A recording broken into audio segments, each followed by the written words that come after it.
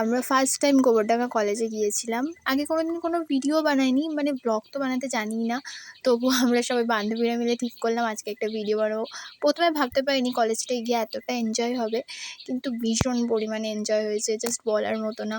তো এই যে আমার ৩ টে বান্ধবী, তো এখান থেকে ২ জন তো বসে পড়বে, ওদের নাকি খুব গরম লাগছিল। অনেক ভালো, ভালো ঘটনা ঘটেছিল, বাট সব কিছু তো তোলা যায়নি। তবুও কিছু, কিছু ঘটনা আছে এর মধ্যে। তো আমার ২ টো বান্ধবী ওখানে বসে পড়েছে। এবার আমি আর আমার একটা বান্ধবী যাচ্ছি।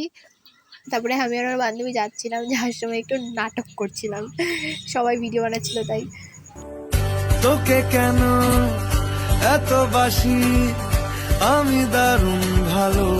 তারপরে আবার আমরা যাচ্ছি ওই দিকটায়, মানে এই দিকটায় হচ্ছিলো কি যেন ছিল, মানে বয়েজ হোস্টেলের পাশে আমাদের যে ডিপার্টমেন্টটা ছিল, এখানে ডিপার্টমেন্ট ভাগ করা তো সেই জন্য।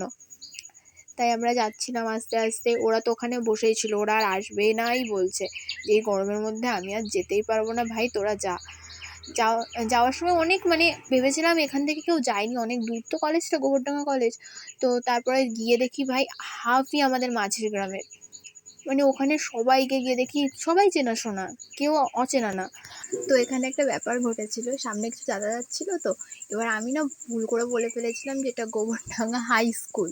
তো সেটা শুনে আবার ওরা আমাকে বলছে এটা স্কুল নয়, এটা কলেজ, তুমি ভুল বলছো। তো সেই নিয়ে আমরা হাসাহাসি করছিলাম, আরও বলছিল যে আমার এখনও নেশা কাটেনি স্কুলের, যে আমি কলেজে চলে এসেছি, এইসব নিয়ে হাসাহাসি করছিলাম। তো আমরা চলে গেলাম পিজি বিল্ডিংয়ের দিকে। তো এখানে আছে পিজি বিল্ডিং, এটা হচ্ছে আমাদের ডিপার্টমেন্ট। তাই আমরা হাসাহাসি করছিলাম ভাই এটা, তাই আমরা বলছিলাম এটা হসপিটাল, এটা কোনো ডিপার্টমেন্ট না, এখানে আমরা চেক আপের জন্য আসবো, এখানে আমরা মেন্টাল মানে মাথার সমস্যার চেক আপ করাবো। এইসব বলতে বলতে ওখানে একটা ছেলে যাচ্ছিলো, ওই ছেলেটা আবার একটু হাই করে দিল। তারপরে আমরা হাসতে হাসতে এগিয়ে যাচ্ছিলাম। এবার ওখানটায় গিয়ে দেখি সেই দাদাগুলো বলছে আমার এই ভাইটা মানে দাদাটাকে নিয়ে ভিডিওতে দেখবি তোরা ভাইরাল হয়ে যাবে। সবাই আমাদের ছিল আমরা ভীষণ বড় ব্লগার, কিন্তু এরকম কোনো ব্যাপারই না, কিন্তু কাউকে বলিনি সেটা। তারপরে এখানে কিছু ছেলেদের সঙ্গে দেখা হয়েছিল, তারা আবার বলছে আমাদের একটুখানি নাও ভিডিওতে, তাই আমরা ওকে একটু দেখিয়ে দিয়েছিলাম।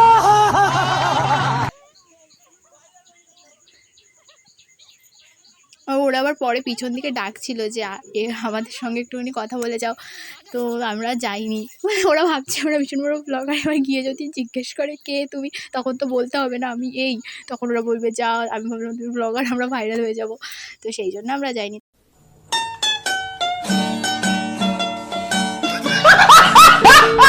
তারপরে আমি আর এই মেয়েটাও বারবার ঘুরে ঘুরে দেখছিল, কিসের জন্য জানি না। তারপরে বান্ধবীদের খুঁজে পাচ্ছিলাম না, কোথায় হারিয়ে গেছে ওরা দুজন। তারপর ওদের খুঁজতে তারপরে লাস্টে ওদের খুঁজে পেয়েছি গ্যারেজের এখানটায়। তারপরে ওদেরকে আসতে বললাম। ওই যে দেখবে আমার বান্ধবী কত মানে একদম ভাবছে ওর ভিডিও করছি, সেই জন্য একদম ভীষণ ভালো পোজ টোজ দিয়ে আসছে, বাচ্চা কাচ্চা মানুষ তো। তারপরে আমরা আস্তে আস্তে চলে যাচ্ছিলাম স্টেশনের দিকে।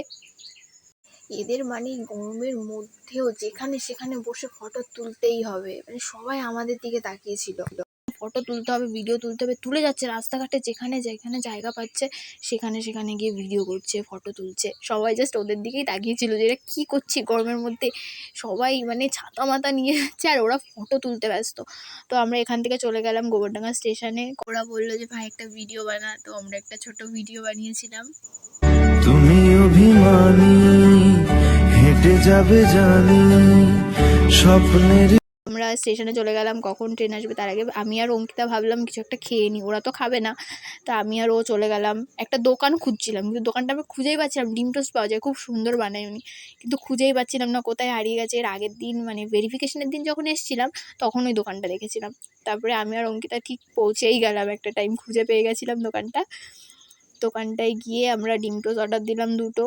এরা পরে আবার ঘুগনি খাই, এ খাইনি, ওই ছোটো করে যে বাচ্চা মেয়েটা ও খাইনি। তো আমরা মানে ওটা কেনার সঙ্গে সঙ্গে ট্রেন চলে এসেছিলো, তাই আমি কিছু দেখাতেও পারিনি, এত তাড়াতাড়ি ফার্স্ট ট্রেনটা চলে এসেছিলো।